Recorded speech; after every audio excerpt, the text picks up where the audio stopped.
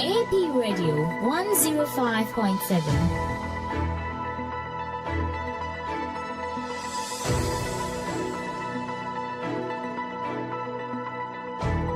Action Power TV, the way of salvation.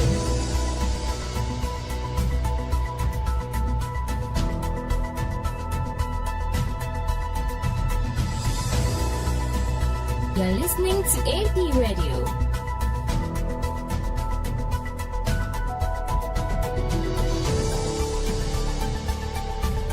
Action Power TV, the way of salvation.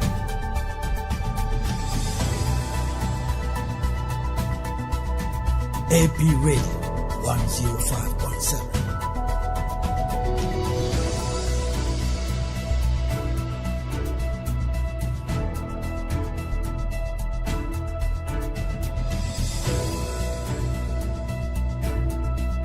You're listening to AP Radio.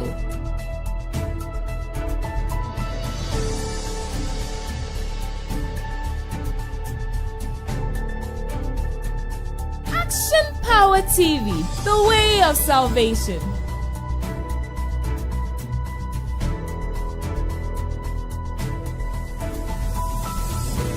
AP Radio 105.7.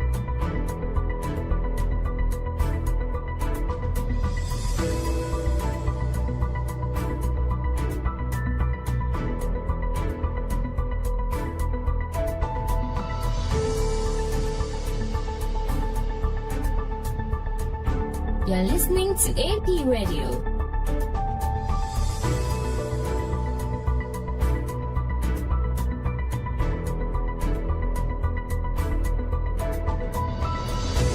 Action Power TV, the way of salvation.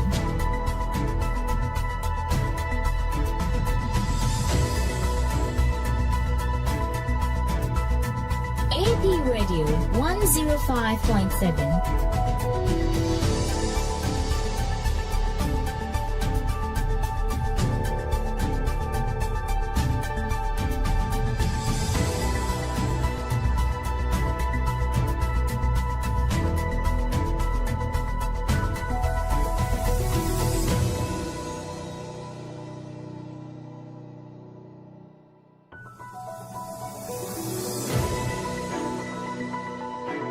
AP Radio 105.7.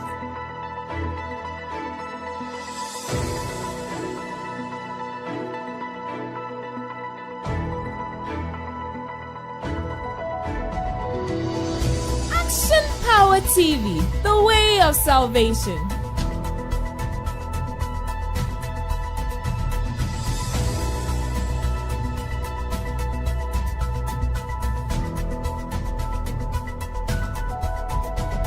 AP Radio 105.7.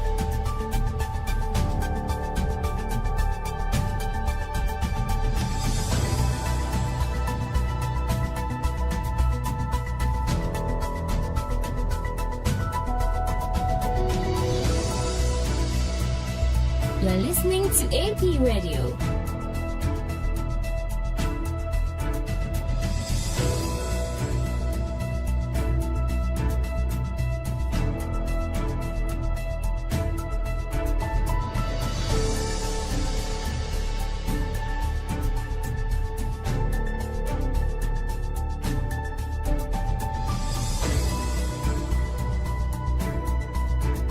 AP Radio 105.7.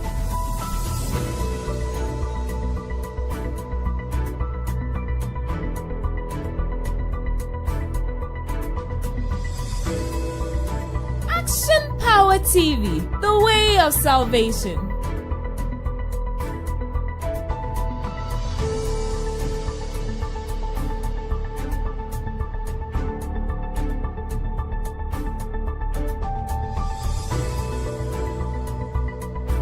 You're listening to AP Radio.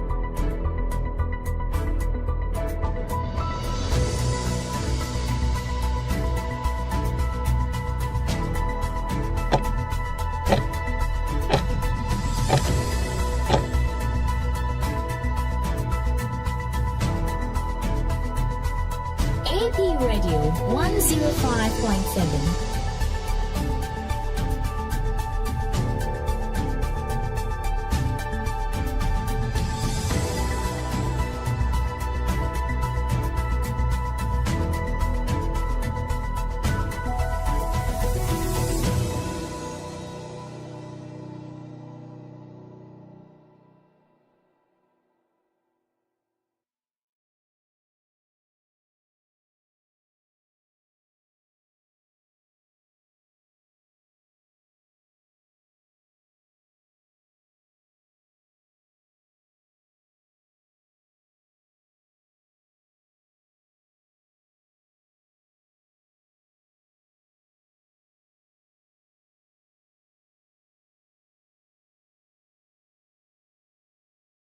Yako China mine mu a amanebo ene se tornado esi ho emfra majampantrudu nam so ema nipa dubako ene wo mato ananom nsia dododo anu anso eprepra emodin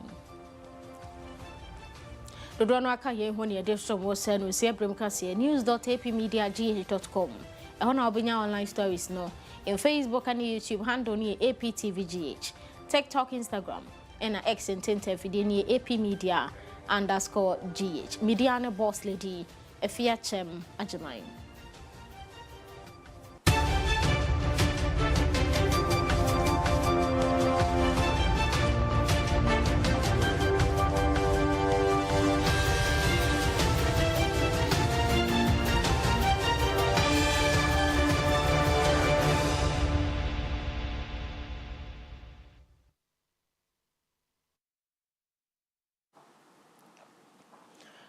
Action Power Faith Ministries of Penny Dr. Kukudazi Ephraim. In church and Kwaja Kwankwesiara no Pebiano son or Demai when Casa Fides or no. A more trying ability to see. And a Dr. Ephraim and I who say Nipper P or Honor Moon for Boni and needy a Safata and Famania Miss for where you know, or my who say, or be your friend and saw your soft one or your foyer church for. Or no, Anna, Yesu Christo, Edino Tona, sorry, ye no a Christo, some no, and no, and I say, Biaya Christo, so a cosubiano, Yonko Fucom dada, no money a soft one. Ain't it so bony any dear Safata? One farmer, Miss of Nature said, Uni any dear Bia Emanyame, a sense where you crofo from Mosofo, and or do more atototo, Nequaqua would one noa. Until a sassa mudu boo, yes, say Emma woman no more share. O matentene wa brabo atoto nie me ye toto wa kwan ye sebe ya obehu nkwaje kwan no atumi akoduru nyame ho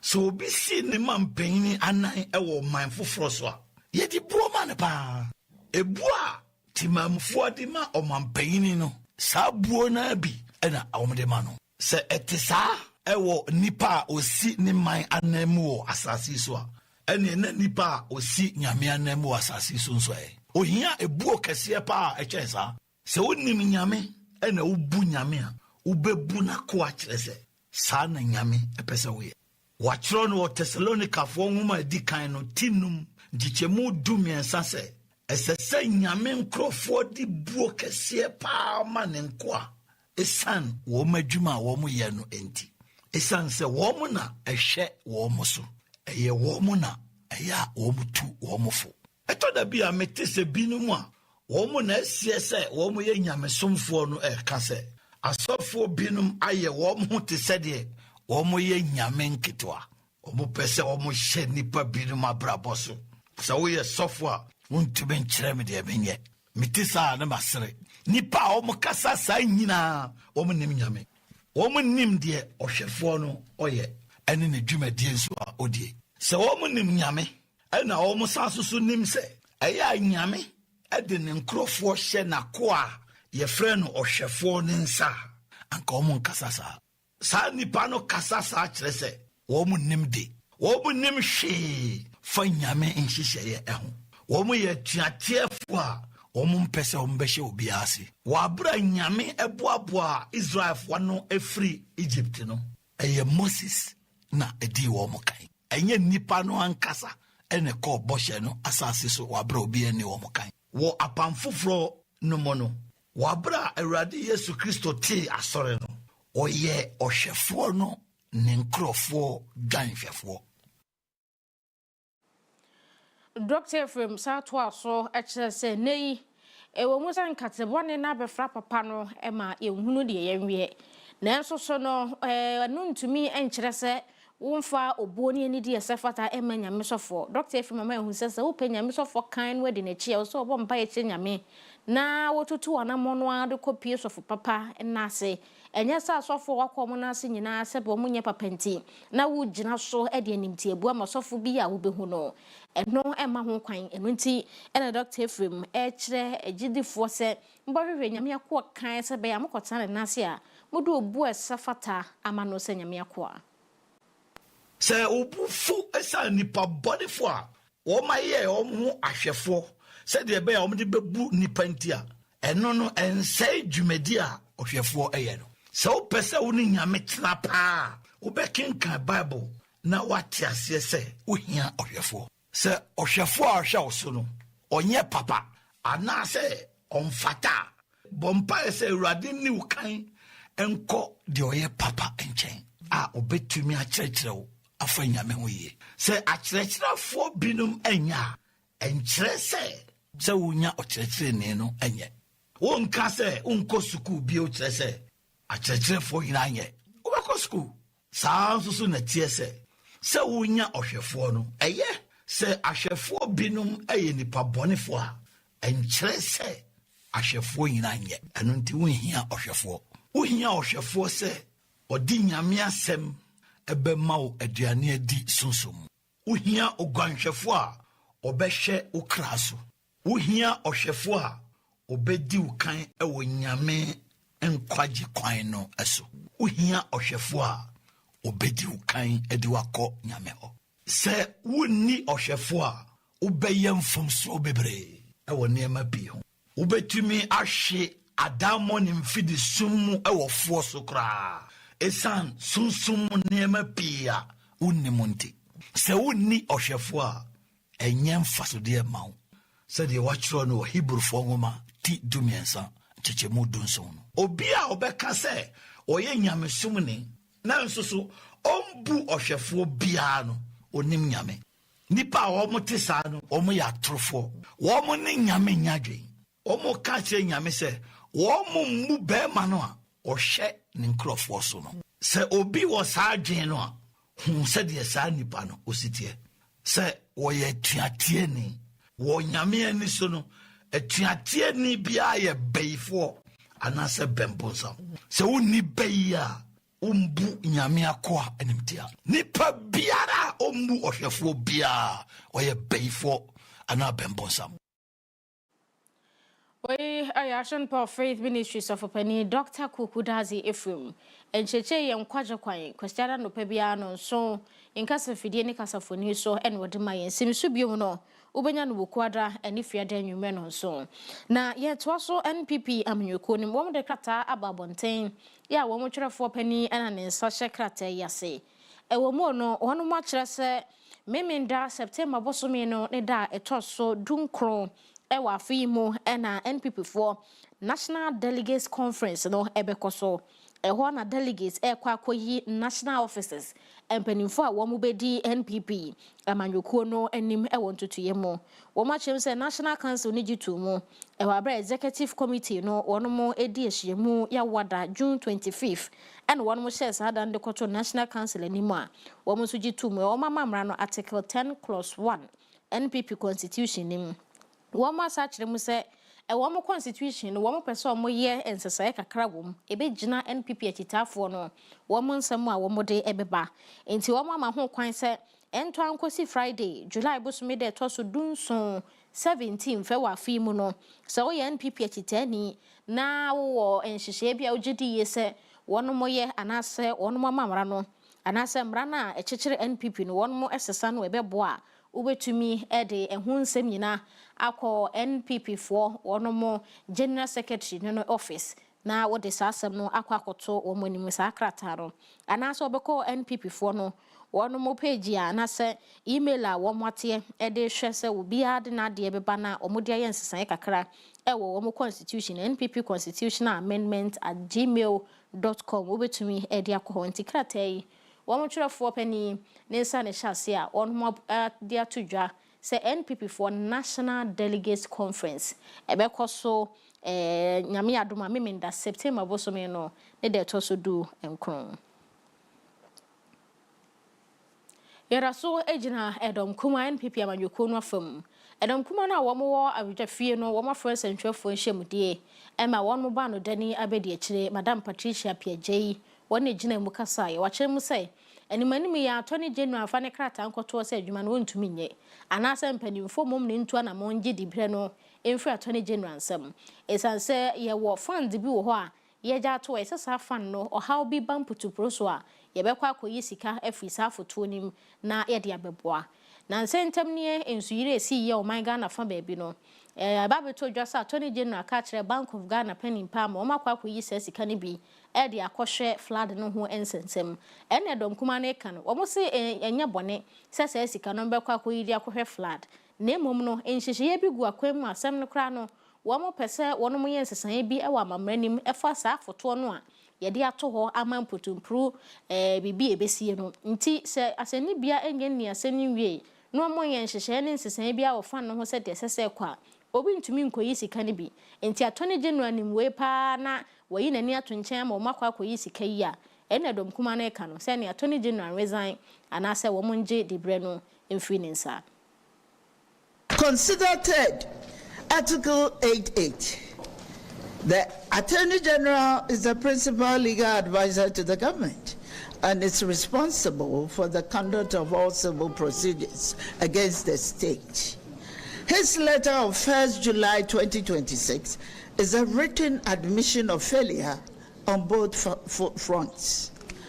As the officer responsible for civil proceedings against the state, he presided over litigation in which a constitutional fund of the Republic was attached, and there's no indication that the attachment was resisted or that any application was made to discharge it. As principal legal advisor, when the moment came to counsel lawfully, should he fail to do the honorable thing, we call on the President, who swore an oath to preserve, protect, and defend this Constitution, to relieve him of office without delay. The minority accordingly demands, first, the Attorney General and the Minister for Finance appear before Parliament without delay to lay before the House the garniture order, the full record of the suit that produced the judgment debt, the letter of 1st July 2026, and every correspondence exchanged among the Attorney General, the Ministry of Finance, the Controller and Accountant General, and the Bank of Ghana concerning the attachment, the direct use, and the withdrawal. Second, that the Governor of Bank of Ghana state publicly whether the bank declined to give effect to the Attorney General's directive, from which account the 350 million cedis was in fact released and on whose instruction.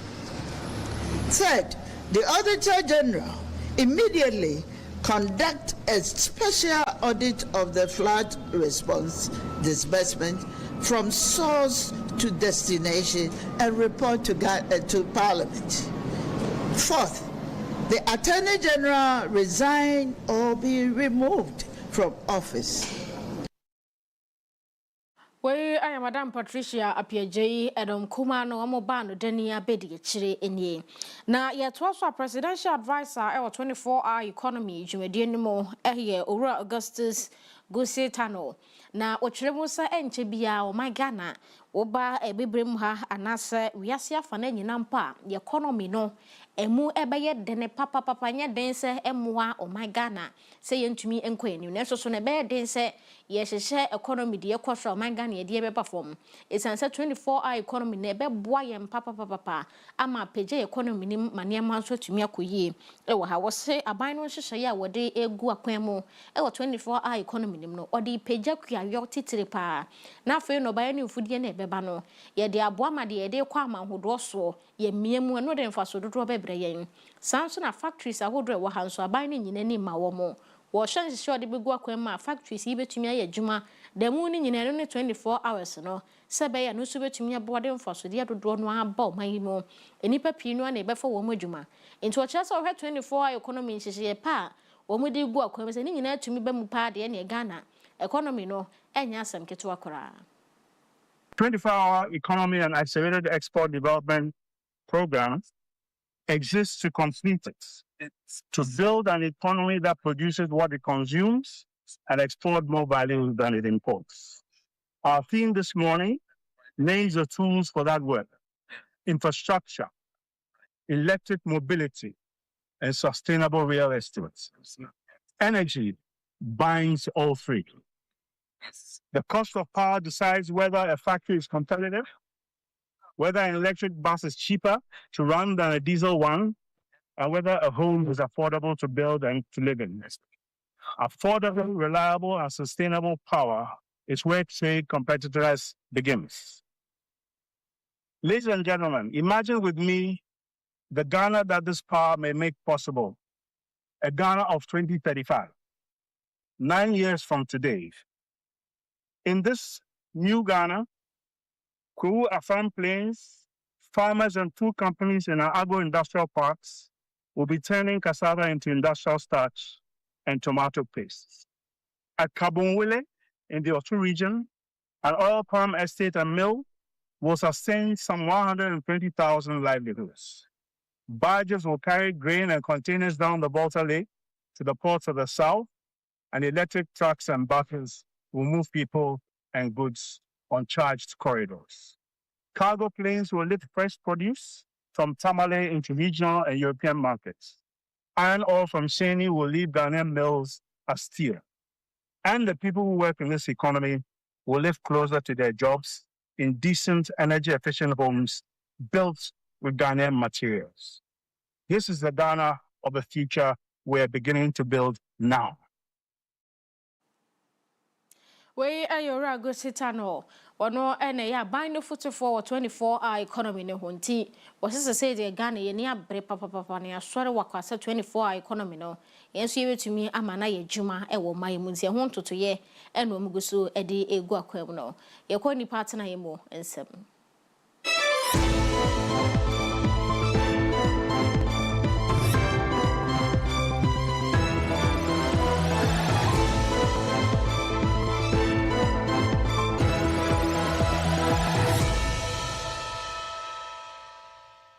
This segment is brought to you by King's Home Studios.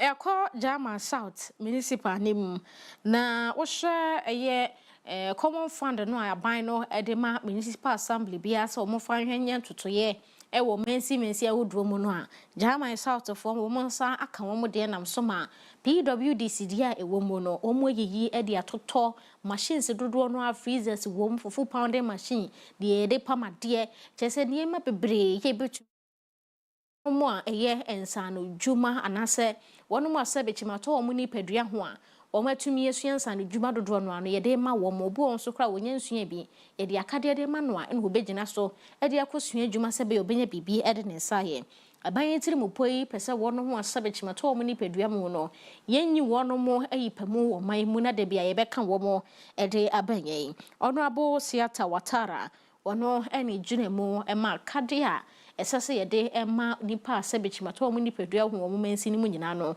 ono ne aban kra chepeni e wogina ede ma won Agyemang South Municipal Assembly.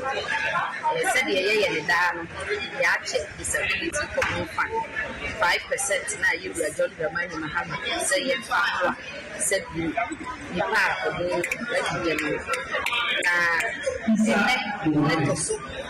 let us ye decide maybe na chasien ye ba na die timofo ahwehwe nyina eyiska ye to so mienu bia opeska no achino ne fast wa me ye monitoring no na ma hu se so omudi skana omuntini emfa nye bibia a ebeboa omudada abrabo ene omosetem enti me disability management for no and social welfare and it's for na nkasa a omoye disabled for ne kasa e ma me ka kire omo say omo plan na ade potia ye de be ma omo benya so mfa bra no bia de be bo akoma no omo plan enti we mu no na binom e ka say omo pe welding machine enti bi wo ha oye weather na tese onya welding machine na mo mu nye sika o de bedidi ebi wo ha o slow pe fridge ebi wo ho pe industrial machine bi pe low pounding machine bi so pe de ye de ye yamako windows ebi nom so epe even dorma machine a o de be ma hane nti pia ni o ba ba jibia no na wa charge enam so be ma de ba bia o betini anya akoma sika enti binom so wo ha block molding machine wajibi nyama ni die bebre a eye ade a ye de omo mo se be ya da sitna mo be ye karade ati atu ahokire ene hie buburo so far as disability is concerned.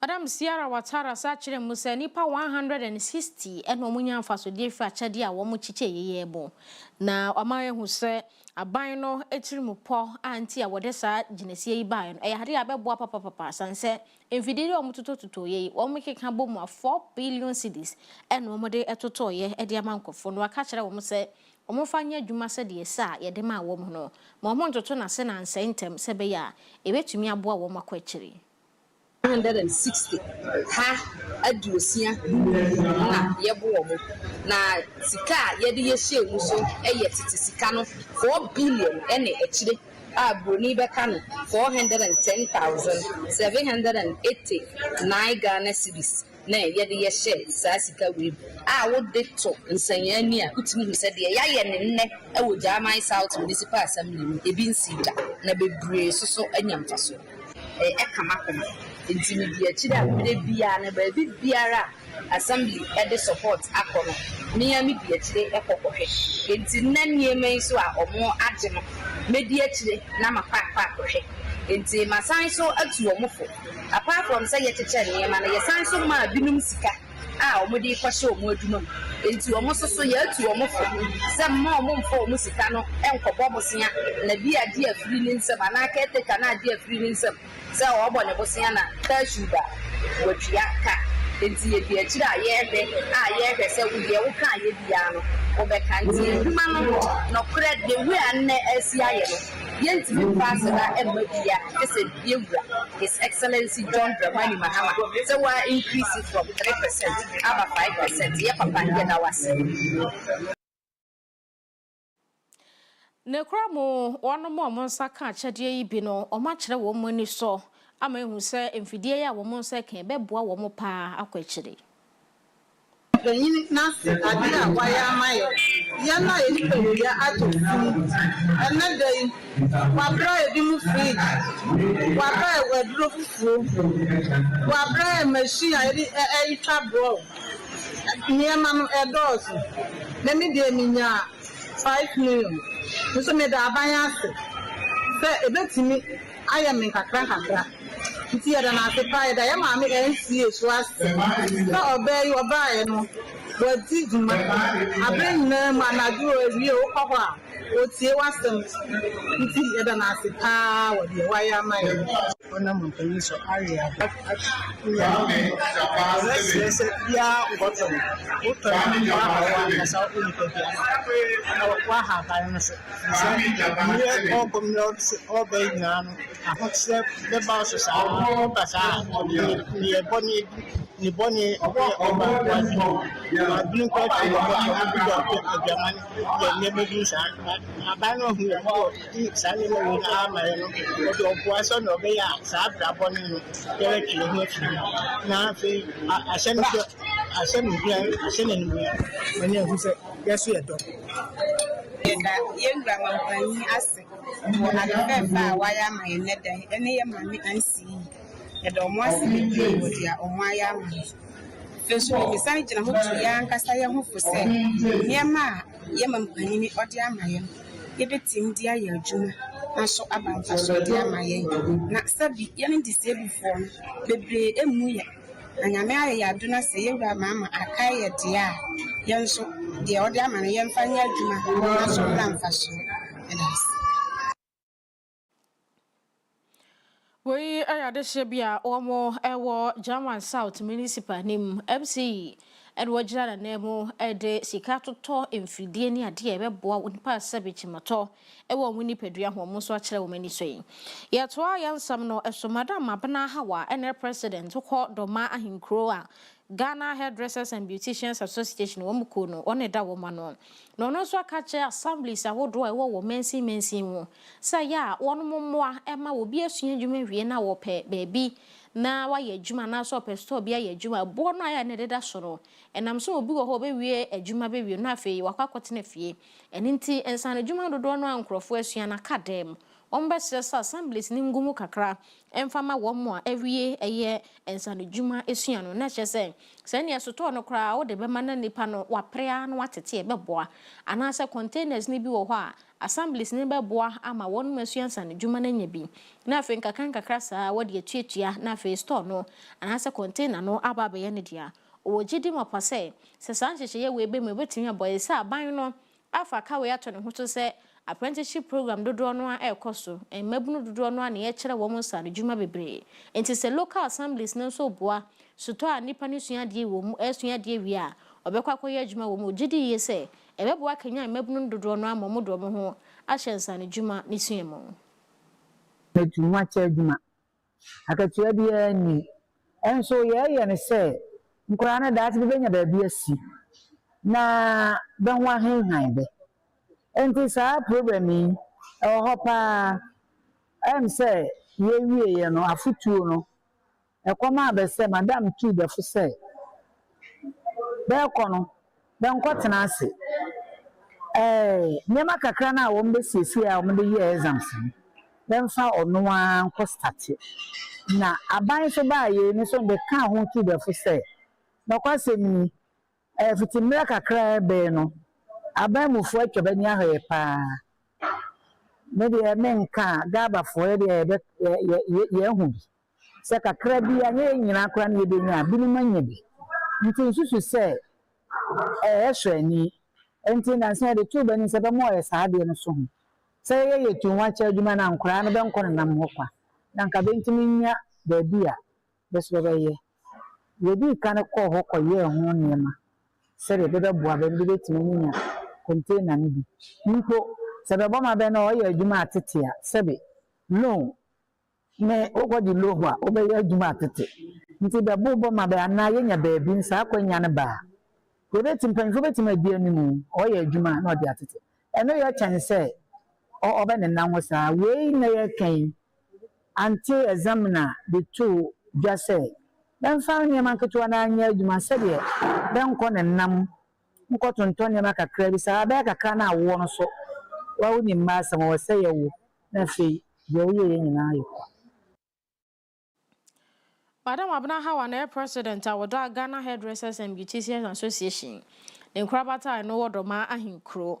Na sanse wode to dwane chese obi wo hono mo na wonu musuansa no dwuma no wie sese o mo sa tro exams bi no ye NVTI 4 ede. Enu nti wodoma ahinkro ho no examiner no eboa ma o mo nso etroye. Nti examiner no okoye no Mrs. Dosia Opoku Jemfi. Wono na ye NVTI examiner no ono so de tujwa se wo hia pa se usuansa ne dwuma ne wie a onka se wasua wie nti no ase wakwakobe baabi eye dwuma e wo so otumi eye sa exams bi na wo je krata no kuta e basa na baabi ababa wura bia gidie wo mu se adwuma no waye na exam ne tekora hu sampa waye aye ne yie se be betumi bo ama won so akọ wanim e wa adwuma nim Ghana ha na ebi ani gu ne ma bebre so amaya ko bebre no se unkra certificate e kire se adwuma wo ye no ampa wasua ya ma kwa ma wo ye enye bia ne se ekire ye hairdressing na ya bebi ni dwuma hairdressing so chemicals bebre wa hunu ya wa wutimi pra wo client no so enti ama bebre wo ho no ma unkura certificate untumi enye adwuma wo ho like kokoko de bi ahaya without certificate like MBTI no untumi practice say we hairdresser na say manicurist or pedicurist untumi ya sana adwuma ahoro bebre etie MBTI ehwe enwuma ahoro bebre so carpenter for kan ho mason for kan ho adwuma bi onipa de ne nsa esua bia no MBTI ehwe wo say ampa what passing social no e ma won certificate MBTI certificate wo de ko wi ase fa na ba bia ko ye adwuma utu kwan a ba bia be ko bia MBTI certificate no ya se nyina dia tu da na ase nsoso no e wo mfa so bebre e bit with the post soldier police fire service all the forces omutumi e de ko ye bia vocational school ba bia ukita MBTI certificate na de wo ko ye no e bi wo ho a etimi fawo enti MBTI certificate de akwa achiri se de akwa achiri ena nsa me dwuma bia so a wo ye no MBTI wo mpanifo ombetimi ahwe wo so na ya ma ho certificate na wan so watimi edi dwuma we Mrs. Dosia opoku Jemfi MBTI officer obono mantemo wono ene den seme tu dwado ma henkrofo omuso siansa ne dwuma na wie no omokoye exams ya ye de MBTI certificate so ebema wo mo ye twan ho akwaje aboafo nkrato e ba ye kwadwadi mu ensem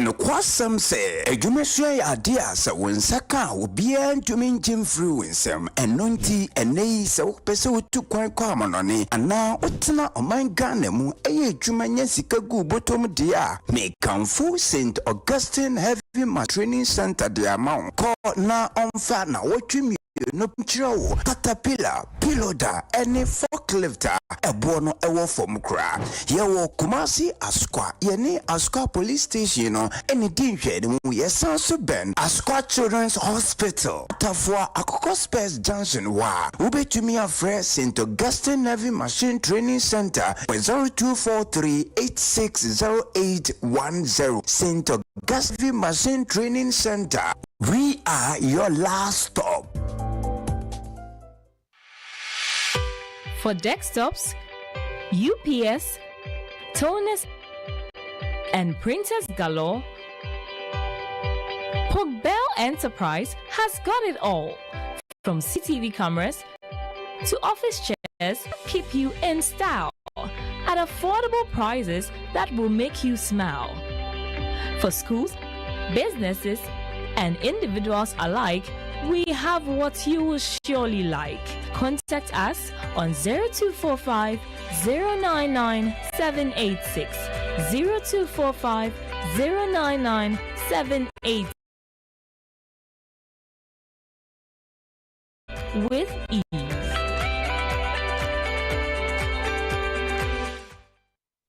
Introducing the Smiling Shack Outdoor Solar Camping Light.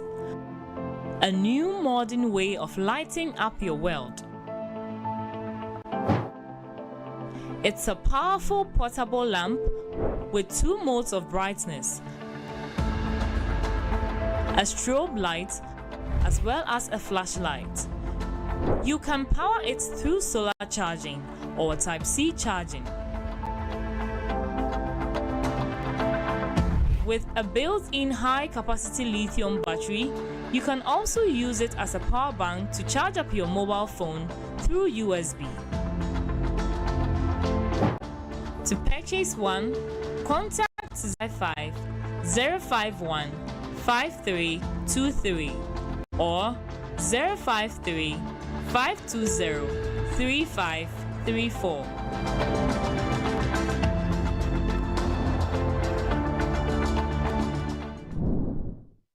This is what many wireless networks look like.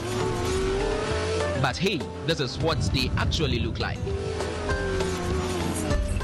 Introducing Kenny Rose Wireless. Switch to Kenny Rose Wireless and enjoy streaming without buffering, communication with no lagging, business without restrictions, and achievements with no limits. Get connected today. For enquiry, sales, and support, contact us on 020-8282-810. Visit our website on www.kennyrosewireless.com. Kenny Rose Wireless, internet made easy.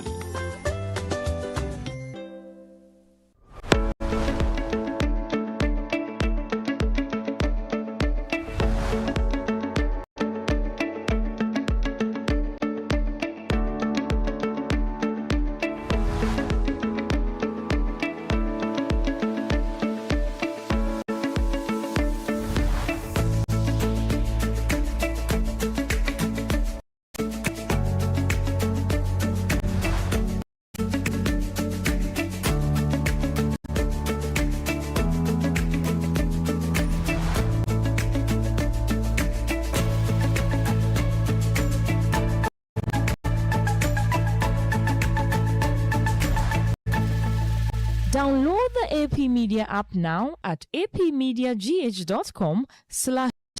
It is currently available for Android devices. Coming soon to Play Store and App Store.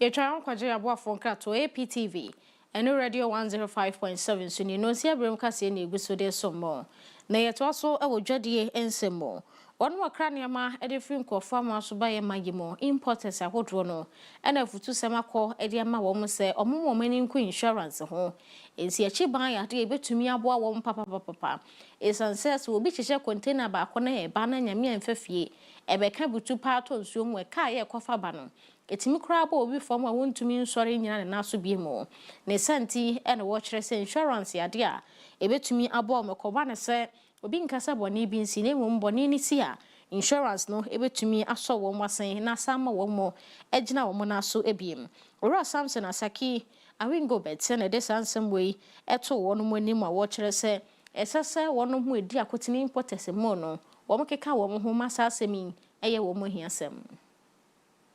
This conversation we are having here today is for the insurance company to tell us how reliable, how prepared, both financially and readiness to pay claim if one should take a policy from them to cover your policy, your goods that you are bringing into the country, and God forbid, maybe the goods arrive in the airport, I've cleared it, I'm taking it to my warehouse, and on the way we do see a lot of accidents that occur on our way.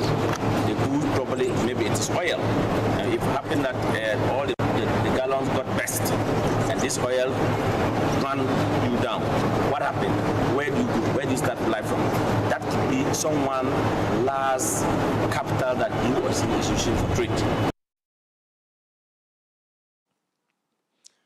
Ora ringo betini on hede sanse mi tujwa na wonu mutie ncheche de free insurance companies ya hodro ho na de eniama edna munsuo so na atore nchem bi esia na so how bi sia omutumi edisi echire no eno no ye ho ncheche na nsoma ye radio futusem ema nyuma hodro se be ometumi ye sa insurance sa hodro yi bi ye kwa ma hodro so ensem.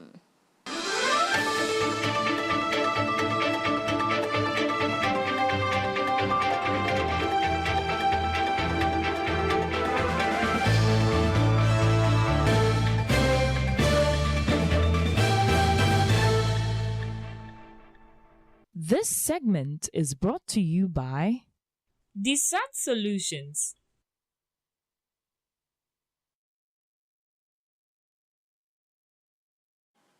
En subran tamo anu oden pa ya garden nyina ene na mu bie asi e ho China man ni mo nam so ma nipa be du ba ko ona man bone se nam so ato ananom ewo ensie do a be aduasa de kwa chira na se be ahasa ene aduasa de wonom enam so aprepre mu odin pa nipa wako amanabone so muguso a ehwehwe no munya enhu no arehosam asi ewo China man mu nam so mpanimfo akeka wo mo ho na enipa dodo mo ho aka mu nyina wo modi aka de beboa brebreyo edi nyina ma wo no mo hwe ni hu se nhwehwemu guso a ekoso na nipa dodo a sese no yebeka se yenya hu wo mo no wo betumi ahwehwe hu na wo mo aprepran so eji wo mo ho ayarehwe. 11 people are dead after a tornado goes through China. Look at that. This is all the destruction it left behind. This was last night in Hubei province, where tornadoes are rare. More than 331 people are hurt. The tornado was so powerful, it reportedly pulled a man out of his 12th floor apartment. Incredibly, he is alive and is now in intensive care.